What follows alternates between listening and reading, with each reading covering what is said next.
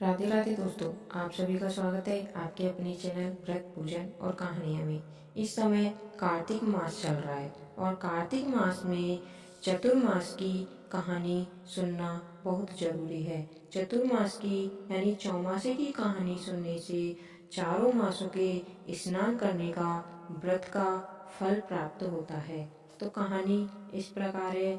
एक बुढ़िया माई थी जो चतुर्मास में पुष्कर स्नान किया करती थी। उसके एक बेटा और एक बहू थे। सास ने बहू को फलाहार बनाने को कहा तो बहू ने खाली टिफिन रख दिया। बेटा माँ को पहुँचाने के लिए पुष्कर गया। रास्ते में माँ से बोला, माँ फलाहार कर लो। जहाँ पानी मिला वहीं फलाहार करने बैठ गई तो भगवान की कृपा से खाली टिफिन फलों से भर गया। माँ ने फलाहार कर लिया।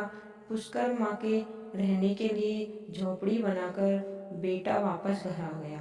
रात्रि में श्रावण मास आया और बोला, बुढ़िया माई दरवाजा खोल। तब बुढ़िया माई ने पूछा, आप कौन है? कि मैं श्रावण मास। बुढ़िया ने तुरंत दरवाजा खोल दिया। बुढ़िया माई ने शिव पार्वती की पूजा अर्चना की, बेलपत्र से अभिषेक किया।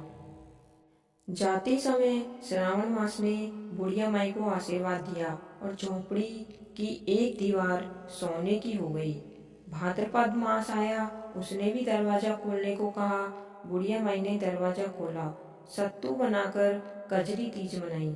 भाद्रपद मास में बुढ़िया माई को आशीर्वाद दिया और झोंपड़ी की दूसरी दीवार भी सोने की हो गई।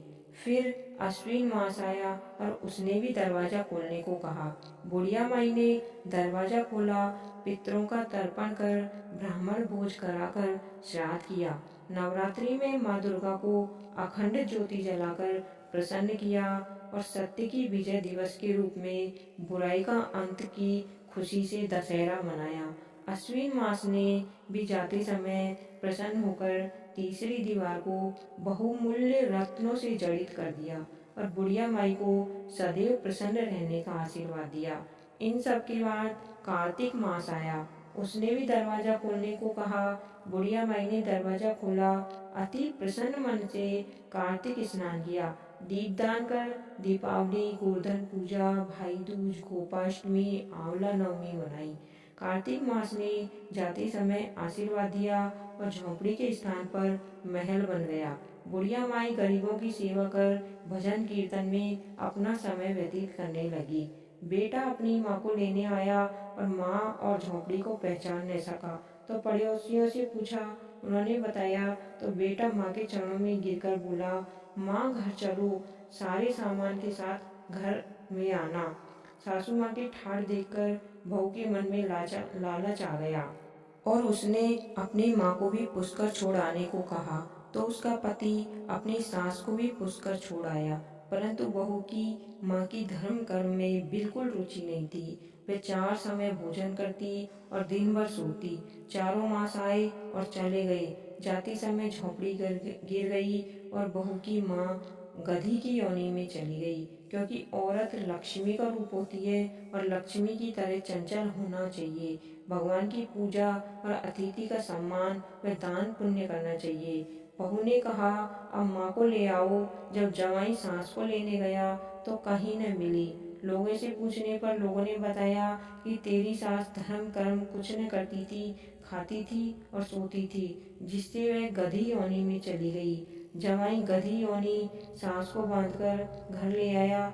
उसकी पत्नी ने पूछा, मेरी माँ कहाँ है? तब पति ने कहा, तेरे लालच की वजह से तेरी माँ गधी योनि में आ गई है। बड़े बड़े विद्वान ब्राह्मण ऋषि मुनियों से पूछने पर भी उन्होंने बताया कि तेरी सास के स्नान किए पानी से स्नान करने पर उसे मनुष्य योनि मिलेगी। तब बहू ने ऐसा ही किया और अपनी माँ को पुनः मनुष्य योनि में आ गई। हे राधा दामोदर भगवान, जैसे बुढ़िया माई को दिया वैसे सबको देना। कहता ने सुनता ने हुकार भरता ने, माँ ने सारे परिवार को देना। कहानी सुनने वाले और सुनाने वाले सभी का भला हो, आपकी सभी मनोकामनाएं पूर्ण हो। कार्तिक की और कहानियाँ सुनने के लिए चैनल को अभी सब्सक्राइब करें। धन्यवाद। आपका दिन शुभ हो।